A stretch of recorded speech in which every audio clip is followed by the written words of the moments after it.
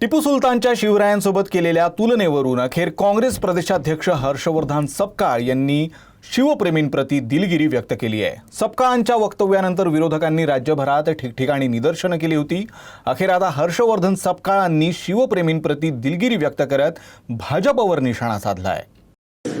अत्यंत खालच्या पातळीवर जाऊन टीका केली, धमक्याही दिल्या, पण आम्ही त्यांच्या धमक्याला भीक घालत नाही। कुठे काल रात्री माझ्या घरी जाऊन त्या ठिकाणी देखील काही व्हिडिओ बनवत असतानाचा खोडसाळपणा केला।